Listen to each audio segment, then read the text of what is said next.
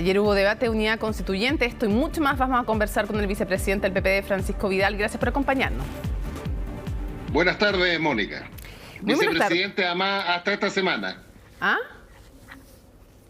Se acaba mi vicepresidencia porque tuvimos elecciones internas. Sí, así que le voy a preguntar de varias cosas. Pero lo primero, ¿cómo resumiría usted en un concepto el debate de ayer? Un debate parejo. Quiero ser transparente con la gente. Sí, parejo. Gente estaban bien preparados. Quiero decirte además, y a la gente que nos estaba escuchando y mirando, para ser transparente, que mi candidata es Paula Narváez. Pero mirado así un poquito más por sobre lo partisano, yo creo que los tres estuvieron bien con sus estilos, los conocemos. Yo fui colega de dos de ellos, de Carlos Maldonado y de la Yasna Proboste como ministro.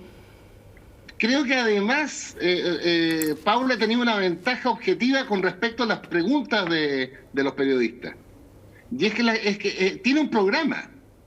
Y en consecuencia a preguntas específicas puede responder sobre la base de su programa. Carlos, lo que yo percibí es que responde sobre la base de una elaboración programática. Y Yasna, que por razones obvias, porque fue la última en incorporarse, está elaborando su programa, más bien responde desde su experiencia.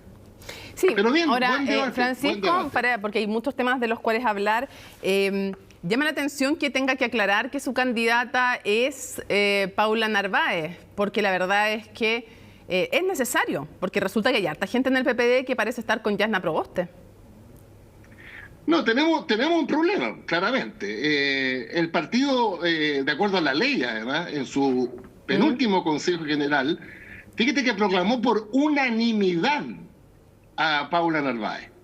No obstante, han surgido hasta ahora 3 senadores, los senadores Quintana, Carvajal y Soria, y 4 diputados, que es la mitad de la bancada, que han dicho que están por Yasna Proboste. Y eso efectivamente, Mónica, es un problema. Ahora, uno podría decir entonces que el PPD, ocupando una canción, está con el corazón partido. No, partido sería miti-miti, este sería como un furúnculo del corazón.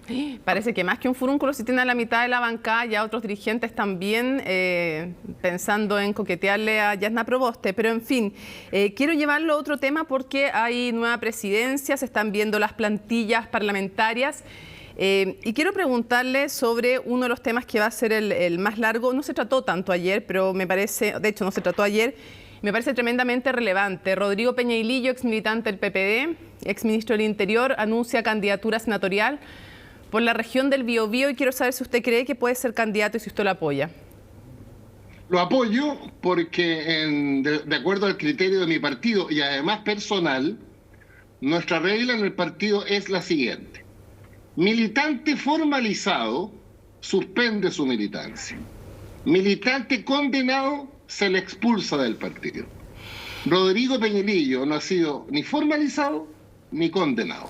Sí, pues que evidente que difícilmente podría ser condenado o menos formalizado después de que en el gobierno del cual él fue jefe político se paralizaron todas las querellas del Servicio de Impuestos Internos y dado que no hay querellas, el Ministerio Público, que no puede ejercer la acción penal si no tiene querella el Servicio de Impuestos Internos, no podía seguir adelante con la indagatoria y de hecho se acaba de desistir, beneficiando entre otros a Peñailillo porque no había querella al Servicio de Impuestos Internos. Bueno, pero si no hay querella de impuestos internos, la pregunta que hay que hacerse a impuestos internos y a su director jurídico, ¿por qué no se querelló en este caso y sí en otros? Oiga, pero del punto de vista... Vidal, son las 7, son pasadas las 12 hasta la hora que somos tontos. Entonces, retrotraigámonos hasta la época de Michelle Bachelet con Rodrigo Peñailillo, de ministro del Interior. Usted bien sabe que la jefa de gabinete del ministro de Hacienda y el director del Servicio de Impuestos Internos de entonces, Michelle Jorrat, denunciaron que por presiones de Peñailillo, no solo se decía vayan y llévense con camiones las facturas, la contabilidad de SQM antes que la pille la Fiscalía, sino que se habían paralizado las querellas por presiones del propio gobierno. Pero hubo querella, hay proceso, hay condena. Entonces, cuando tú me preguntas... Señor Vidal, hubo sí, querellas hasta que el agua del financiamiento ilegal de la política llegó a todas las orillas. Hasta ahí nomás llegaron las querellas y usted bien sabe que no se querellaron nunca más después de mayo del 2015. No se querellaron nunca más primero nominativamente, después no se querellaron contra todas las empresas que habían rectificado contabilidad y en el caso SQM se acaban de desistir en la Fiscalía porque no tenían las querellas necesarias. En esa época se terminaron con las querellas y luego se sacó de su puesto al director del Servicio de Impuestos Internos, señor Vidal. Pero ¿qué tiene que ver esto con la pregunta que me hiciste si yo apoyaba la candidatura de Peña y Lillo? Tiene que ver, ¿sabe cómo? ¿Le explico? Y te respondo. Pero para ti entonces que Peña y Lillo no puede ser candidato a senador porque aún no siendo condenado, aún no siendo formalizado, no puede ejercer su derecho ciudadano. No, yo le estoy haciendo preguntas y las preguntas tienen que ver con lo siguiente. Él fue jefe político. A ver, partamos de la base que él no tiene ningún impedimento legal para ser candidato. Estamos claros en eso. ¿Qué es lo que importa? ¿Qué es lo que importa? Evidente. ¿No? ¿Es solo eso lo que importa? Ese es el estándar que tienen ustedes en los partidos y se lo pregunto porque uno creería que el estándar es más alto, es ético y no solo legal. Y por último, si usted me dice, yo creo 100% en su inocencia, ¿no hay una responsabilidad política de él como jefe político en haber apoyado? Él hizo declaraciones públicas apoyando que el Servicio de Impuestos Internos no se siguiera querellando. Él lo apoyó como jefe político y lo apoyó públicamente y ese no querellarse fue la base de la impunidad. Pero ¿cómo convivimos, Mónica? ¿Sobre la base de interpretaciones o de hechos relativos o sobre la base de las instituciones? ¿Cómo? Ahora te voy a poner un ejemplo. Te voy a poner un ejemplo concreto que yo siempre lo uso. ¿Se acuerdas tú de el subsecretario radical, Patricio Tombolini? Durante 5 años fue fusilado en la plaza pública. Fue parte del humor del Festival de Viña del Mar. ¿Y tú sabes que fue completamente declarado inocente después de 5 años? Pero sí, señor Vidal... ¿Cuál es la acusación, Mónica Rincón, a Peña y Lillo desde el punto de vista de las instituciones? No, a ver, primero, yo no hago acusaciones, hago preguntas. Porque no soy fiscal. No soy fiscal. En otra vida, en una de esas. Tú haces preguntas, pero subyace a tu pregunta la condena prematura. No, yo no estoy diciendo que sea inocente o culpable, pero sí detecto, a ver... O sea, me dijiste que hasta las 7 de la tarde... ¿Ya? Me dijiste que hasta las 7 de la tarde éramos inocentes. No, éramos tontos. Somos tontos hasta las 12 es la frase. No inocente. Ya, entonces, ojo, ¿por qué se lo digo? De esa afirmación? Lo siguiente, se lo digo. Lo siguiente, resulta que hay un jefe político de un gabinete que públicamente defendió que el Servicio de Impuestos Internos no se siguiera querellando. Fue parte de un gobierno cuya vocera también, hoy día candidata presidencial, defendieron que el Servicio de Impuestos Internos no se siguiera querellando. Y usted y yo sabemos que el hecho de que el Servicio de Impuestos Internos no se siguiera querellando amarraba de manos al Ministerio Público para investigar y esa es la fuente de la impunidad. Cuénteme, Mónica, ¿y cuál fue el costo de Rodrigo Peña y Lillo por esa conducta que tú señalas? ¿Cómo cuál fue el costo? Salió de ministro del Interior, pues, ¿te parece poco? ¿Salió de ministro del Interior por apoyar que no se siguiera querellando el Servicio de Impuestos Internos? Bueno, eso lo sabe solamente la presidenta Bachelet, pero yo no lo sé. Pero por algo dejó de ser ministro, ¿no? ¿Por qué dejó de ser ministro? Yo creo que porque la presidenta Bachelet, no lo he conversado nunca. Sí, obvio, es su hipótesis. Creo que evaluó que las circunstancias de Rodrigo Peña y Lillo, por todas las afirmaciones que tú señalas, no estaba en condiciones de ser jefe político del gobierno por los 4 años. A ver, y una pregunta, en su opinión, ¿estuvo bien que no se querellara más el Servicio de Impuestos Internos, con lo cual el Ministerio Público no pudo investigar más? ¿Ustedes de los que creen que se tiene que investigar o no? O sea, ¿estuvo bien o no que no se siguiera querellando el Servicio de Impuestos Internos? Estuvo mal porque yo comparto la opinión, no en este caso, sino que en todo, pues, del fiscal nacional. Ya. Porque el fiscal nacional siempre ha reivindicado que sea el Ministerio Público y no Impuestos Internos ¿Cierto? quien defina si hay querella o no. Claro. Ya, pues, y usted está O sea, defendiendo... mi opinión personal, Es que estuvo mal. Mi opinión personal, Mónica, es que estuvo mal. Yo creo que lo que corresponde es que el Ministerio Público y no Impuestos Internos tenga la definición. Claro, porque el Servicio de Impuesto Interno depende del gobierno de turno, en cambio el Ministerio Público se supone que es un órgano autónomo. Pero usted está defendiendo a alguien que es parte de un gobierno y que personalmente defendió que no se querellara más el Servicio de Impuesto Interno. Bueno, se equivocó en eso, pero no, eso es una sanción ni penal ni administrativa. No, no es penal, estamos hablando de responsabilidades políticas. Ahora, curiosamente, yo eso... creo que, pero espérate un poco, Mónica. A ver. Yo creo que el error de Rodrigo Peñalillo ¿Ya? lo pagó al ser, por así decirlo, se le pidió el cargo. Y a un ministro del Interior que se le pida el cargo por razones políticas, bueno, es un costo y es una sanción política. Porque vayamos al concepto. ¿Tiene responsabilidades administrativas Peñalillo? No. ¿Tiene responsabilidades penales? No. ¿Tiene responsabilidades políticas? Sí. Sí, perdón, es que permítame detenerlo en dos cosas. Lo primero, al no haberse querellado el Servicio de Impuestos Internos, muchos, no solo él, no fueron investigados penalmente. Bueno, pero ahí está el O sea, error, fue una especie de autoamnistía al final de toda la clase política, de izquierda a derecha.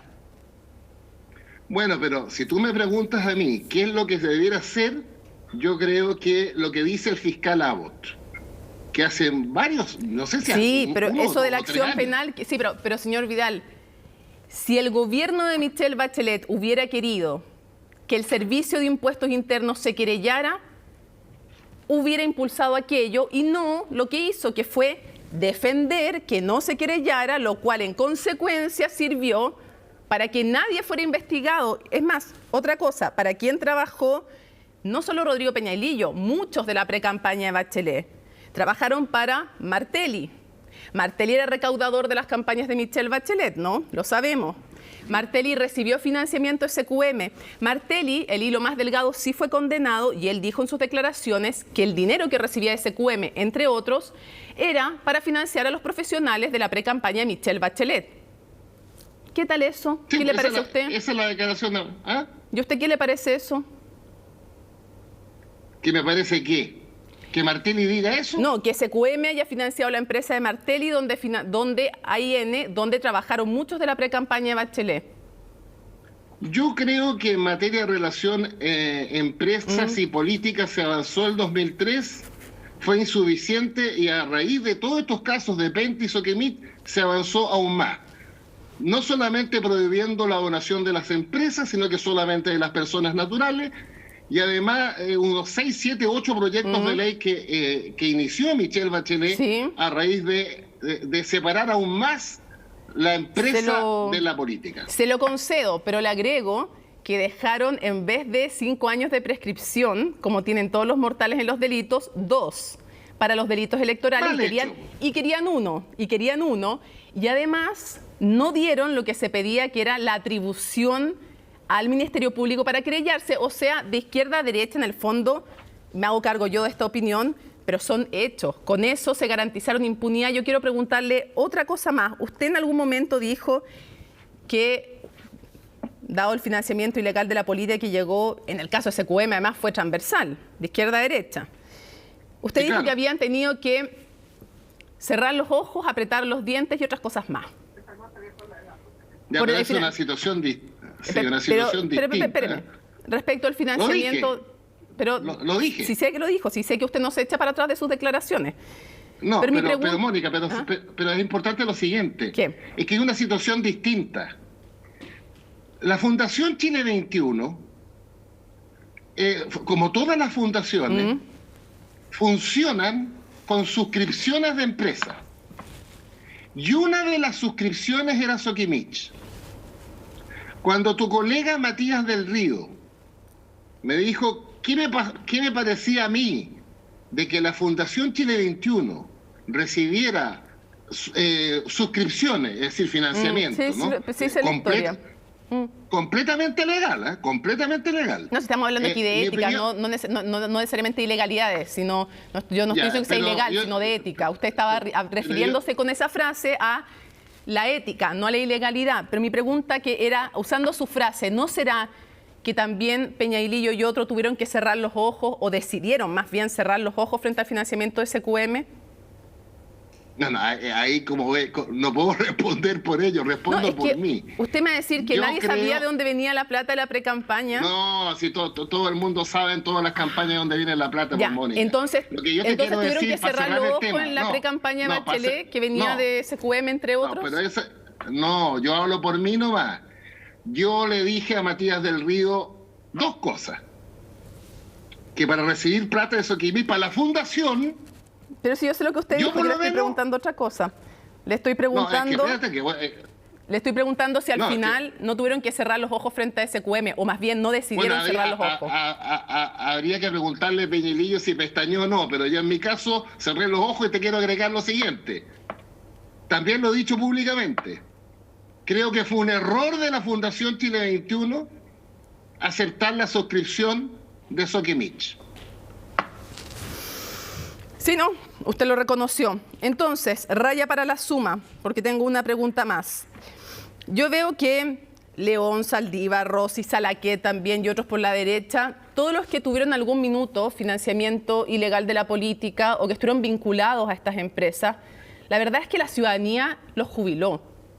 ¿Usted no cree que personas, que además que yo le digo, al no llevar las querellas adelante, se compraron impunidad, señor Vidal, si todo Chile sabe que al final, al no querellarse el Servicio de Impuestos Internos, que fue lo que impulsó el gobierno de Michelle Bachelet y que apoyó también la derecha, porque obviamente que a todos les convenía, sí, a todos les convenía, y a todos les convenía el fiscal nacional que eligieron, y yo me hago cargo de mis opiniones, pero hay hechos, hay hechos. El hecho es que sacaron a Jorrat del Servicio de Impuestos Internos y no hubo ni una querella más, y con eso el Ministerio Público no pudo hacer nada más.